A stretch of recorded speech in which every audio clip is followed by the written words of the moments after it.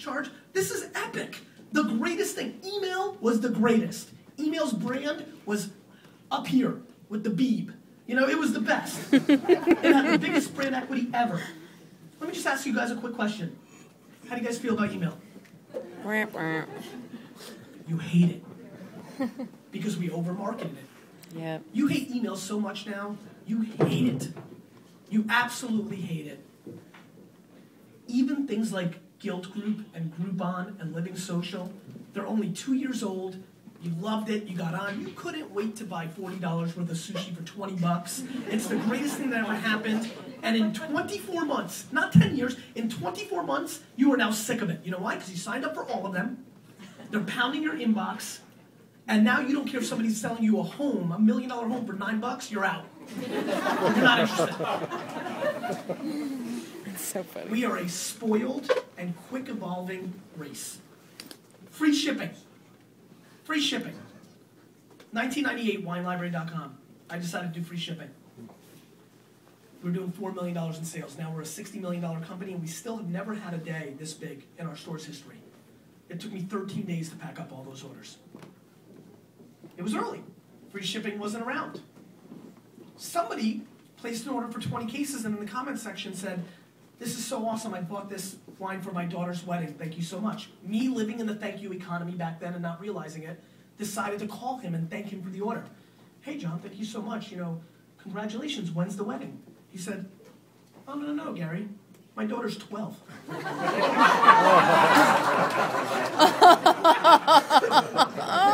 said, "What?" He goes, "My daughter's 12, but this is such a sick deal, I'm going to put this wine in the basement and wait."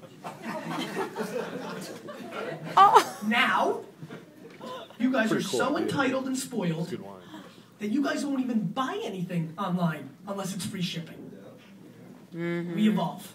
Yeah, we get used to stuff really, really quick, and we get spoiled really, really fast, and it becomes our new reality. Everything I write about in this book will help your business for the next 36 to 50 months max, because everybody's going to figure it out, and they're going to start attacking it. And they're going to start coming with the intent that is not pure and not from the right place. They're going to use it as a tactic, not a strategy. You will live this life. You will live a life where you tweet out, going to the bookstore, and you will come home and you will have 19 free books the next day. You will say, taking a run, and 4 pairs of sneakers will be at your home the next day. I'm not kidding. It will be there. And believe this or not, you will eventually get sick of it. As insanely awesome as that sounds, as amazing as it sounds to be able to leave a status update, I'm not talking about having as many followers as me. I'm talking about you with your 100 followers or 16 followers or 9 saying, "Can't wait to go to the wine country this month. I love Napa," and having all this free wine at your home the next day. Because what you have to understand is that companies spend a lot of money to get to you. And there's a middleware. It's a platform, whether it's the newspaper where they put their article or a billboard. Their average cost of what somebody is willing to get you to be a customer is shockingly high.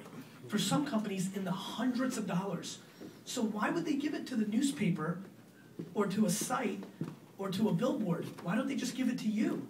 They can create the emotional connection directly with you, because you're sharing things now on the internet that allows marketing people to look at you completely different. Let me explain. Wine Library, my company. I contacted Kristen in our office in the thank you department, which is very different than our customer service department. I figured I needed to create it since the book was coming out. That's good. Kristen's in charge. She knows what the thesis is. We know what we're doing. I told Kristen, give me a customer that's exploded out of nowhere lately. She finds a guy in Chicago, 2 orders, $20,000. I go find him on the internet. We found his Twitter account. We connected it to his back-end account in our CRM system, and we watched everything he said for weeks. And here's what we knew. He said things like this: "Jay Cutler, you're the best. Jay Cutler, you were hurt. Don't be mad at Jay Cutler. We would have won that game if Jay Cutler was healthy. Jay Cutler, you're gorgeous. Jay Cutler, I love you. Jay Cutler, will you marry me?" Jay Cutler, for you that don't know, is the quarterback of the Chicago Bears. He loves Jay Cutler. Okay?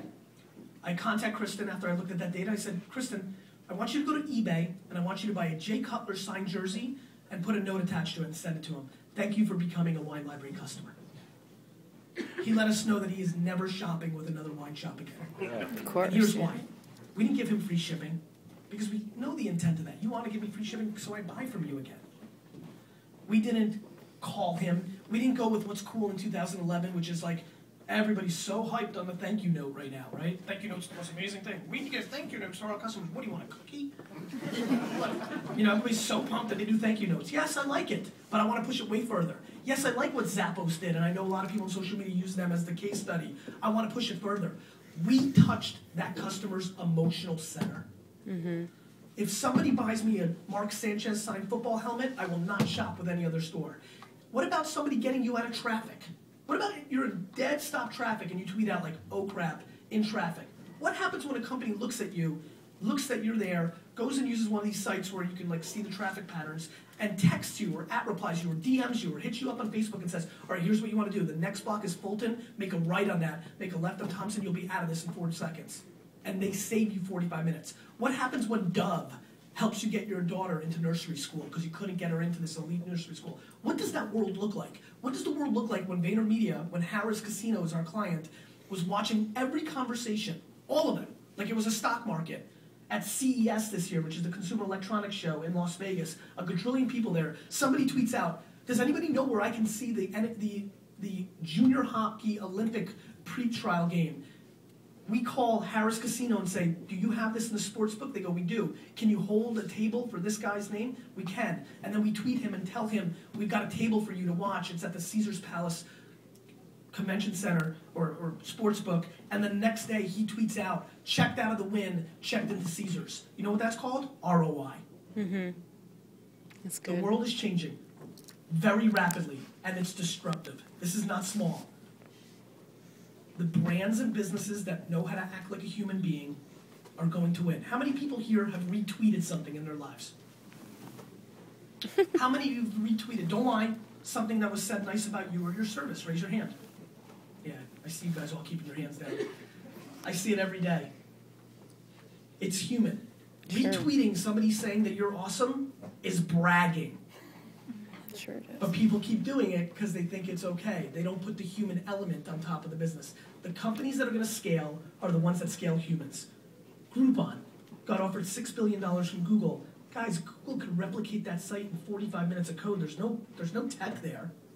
And you don't think Google can amass emails? If Google decided to put one little button at the top of every search result in the world, they'd have the biggest list in 45 minutes. They weren't looking to buy that. Do you know what Google needed to buy? The 4,000 salespeople they had that had one-on-one relationships with the florist and the Chinese food store and the sushi spot and the spa and the liquor store. They were buying the human element. In a world where we're going all tech and digital and all this, in a world where my buddy posted something the other day, he said he just lived his first full year digitally, meaning he put out something digitally every day for 365 days. In a world that we're going there, everything I talk about in this book is going back to the old school. Your grandparents are more positioned to be successful in 2015 than you are. And I firmly believe that. And I don't want to hear, well, Gary, it's easy for you, but I didn't grow up with this stuff. I didn't grow up with Twitter. I don't understand this stuff. You know, I didn't grow up with this. You didn't grow up driving and you figured it out. And you didn't grow up texting and you've started figuring it out. You will figure it out. This is not an age play. This is a mentality play. I firmly believe that people do not care about their customer. I firmly believe that, and the reason they don't is they didn't have to. I'm a good guy, but I didn't care about an individual customer all the way 10 years ago because they weren't enough of the equation. You think Quaker Oats is so devastated about losing one customer? They're not, because they look at data. But every customer today is so much bigger than they used to be. We're all media companies. Look what's going on right now. 1, 2, 3, 4, 5. Recording video, making recordings of this. Do you know what it would cost these 5 people to do this 8 years ago? 4 Gs. Big camera, maybe 15 years ago, fine. You know? I mean, now, smartphones. This is going to be a robot. There's an app that I want to make so badly called Better Life, and you put in things that you want to do. For example, I want to lose 20 pounds. And then when you walk into McDonald's, it buzzes you and doesn't let you pay. That's awesome. No, that's good. Yeah. Remember that robot that we were all promised 15 years ago? Like, we all watched those movies that had little robots. And like, yes, I'm going to have a robot one day that's going to clean my room and do my stuff. Yeah. That's what this is going to be.